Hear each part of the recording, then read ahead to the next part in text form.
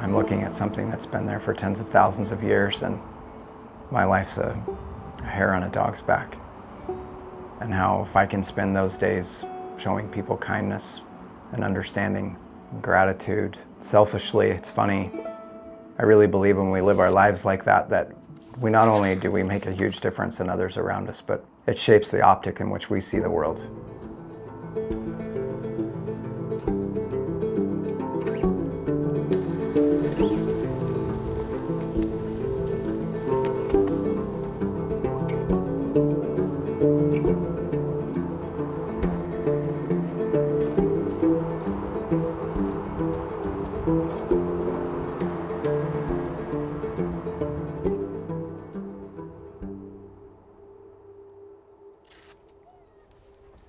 My name is Levi Day. I live in Idaho with my wonderful wife, Jen, and my two bird dogs, Margot and Josie.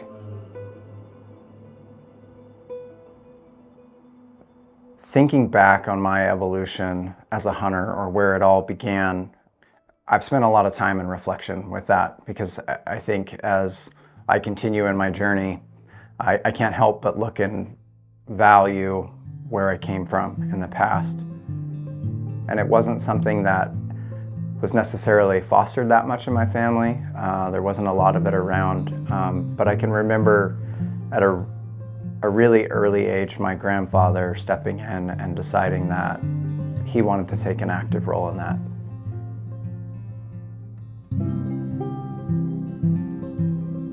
Doing everything from, taking me to fly fish on a small stream in the mountains in Oregon to helping me trace out, rifles on a piece of OSB and cutting them out and making PVC pipe scopes and pushing toothpicks in them. And I would just run around all over the ranch and dream of being in some far off, wonderful place. I continued to just dive headlong into that. It's all I wanted to do. My favorite classes in school were social studies because they would show pictures of animals or mountain ranges. I didn't want to do really anything else. It was the place that I always felt that I was at home. And being the only child in the house, I spent a lot of time alone, and it was just me and a dog, and running around the ranch feral as I could possibly be, whether it was catching tadpoles with a strainer or, playing some game of, some hunting game in my mind in the backwoods, it was just, it was a continual sense of joy in my life all the time.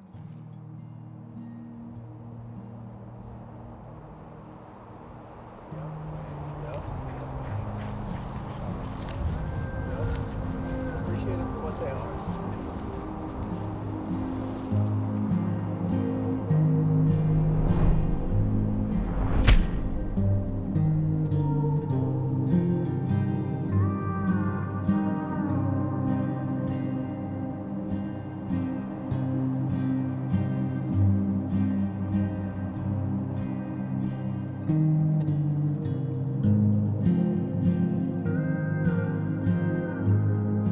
Moving forward from childhood days and realizing what it was that I was the most passionate about, we start getting into those adolescent years, and everyone starts talking about what it is that you think you want to do with your life. And during that time, I had, like most kids, it became heavily involved in extracurricular activities, and I was involved in sports, and rodeo was a big thing in our family. It was something that I worked really hard at and was fortunate enough to find some success, and it kind of took me in some different pathways in my life. It's amazing how we cross these bridges in our life that take us in these different directions, and we don't fully understand where until we have the opportunity to go in reflection. I still had no true direction of what I wanted to do. At that time in my life, I thought my true identity was everything in that world, and but there just still was always this like nervous waters is probably the best way that I can describe it, underneath of this calling, this yearning to doing something different in the space that I had dreamed so much of being a part of. All I wanted to do was hunt and fish, but at that time in my life, I'm sure that there probably was resources available, but I just missed them. You know, it was probably due to being too busy doing other things. And all I really could understand or know that would be in that space of being outside and in the outdoors and around hunting and fishing was to, you know, be a guide. And I'd have a lot of people talk to me about, well, why don't you be a guide? Be a guide. And I was like, well, if I'm a guide, I don't get to hunt and fish. So that was automatically out for me.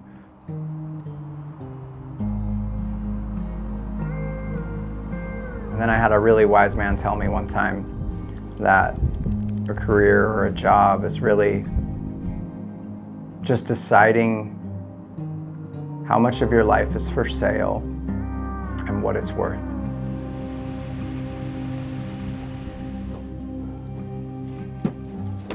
And that really struck me. It was something that was extremely profound. I think we've all heard the cliche that, you know, if you're doing what you love, you never work a day in your life. I just didn't see a clear path of how to ever make that happen. So I transitioned over to that other ethos of thinking about, okay, how much of my life is for sale and at what cost is it? All of a sudden an opportunity presented itself. At the time I was currently an athletic director for a college and had made an acquaintance a couple years previous and had talked to him some about, who worked for Pheasants forever, and about what the transition was like for him and going into working for that organization, what kind of an organization they were. I knew them as the 10,000 foot view of what Pheasants Forever was, but what it was really like to work for an organization like them, because I had spent, again, nearly 2 decades in the world of education and had done everything from teach at the middle school level to be the director of athletics at a college. And it was a scary leap, and that again was something that had kind of become part of my identity, and I didn't know if I was willing to roll the dice. And with a lot of soul searching and a lot of conversation with my incredible wife, it was just it became blatantly obvious that, again, the bridges that we cross and the directions that they take us, that I was presented with an opportunity here that potentially I could take all of this professional experience where I have grown in so many different aspects in my optic on the world and how to help other people succeed and leadership, and to find a place where it intersects with my passion, where I can then channel all the skills and the abilities and the time that I've spent in this one arena and push it towards something that means everything to me.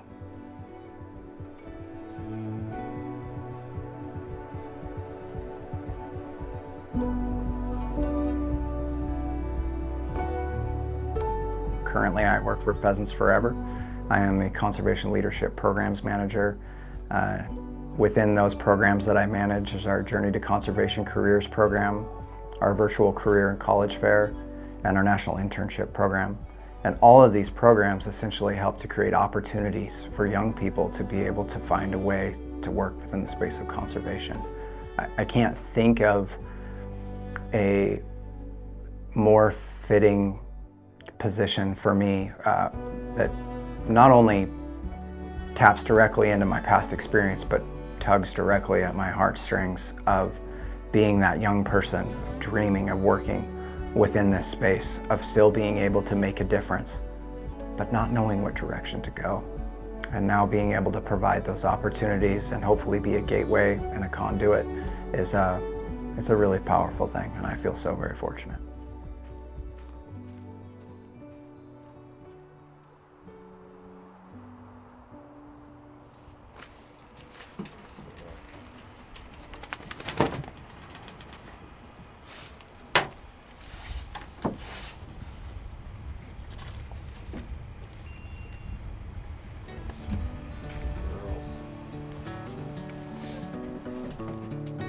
So currently, My two dogs are Josie, who is a German Shorthair Pointer, and Margot, who is a wire-hair Pointing Griffon.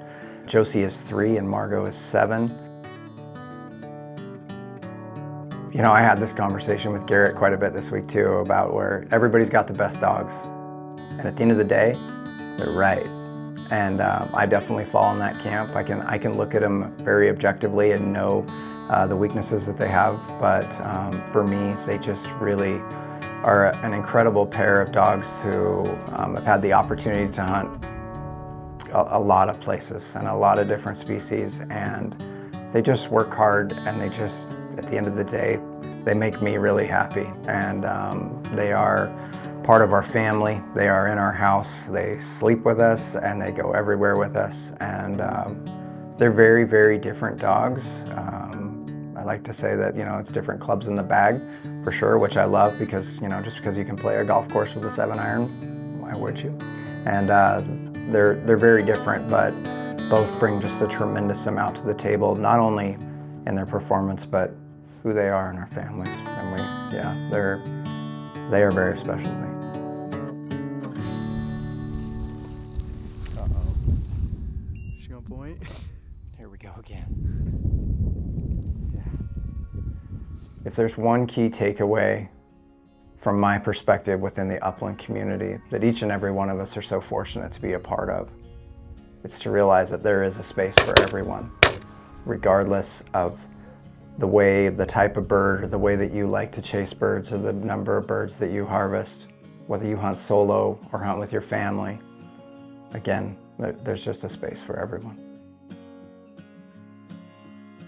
A perfect hunt for me is being able to put a dog down in a place where I know that there's going to provide opportunity, but a dog still really has to work.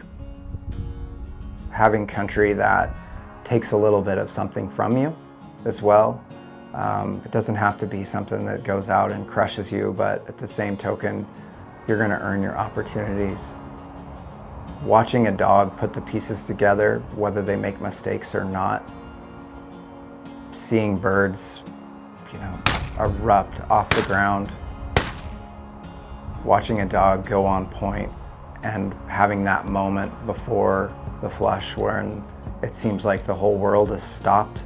And I don't think there's ever another point in my life where my singularity of focus is stronger. I love wing shooting. I love shotguns. I love wide open places. I love wild places. And I love the time with just me and my dogs. Being able to spend that time and watch them and connect with them and strip away all that life puts on us all the time. All attributes to me for what it means to have a perfect hunt. And then to come back to the tailgate and meet up with somebody who maybe just went to the different ridge, and to be able to share that time with them, to see the pride they have in their eyes for their dogs, for the beautiful places and the things that they got to see, and for them authentically to want to hear about mine as well. And just knowing that in that moment, again, there's nothing else that matters but that beautiful place and a wonderful walk.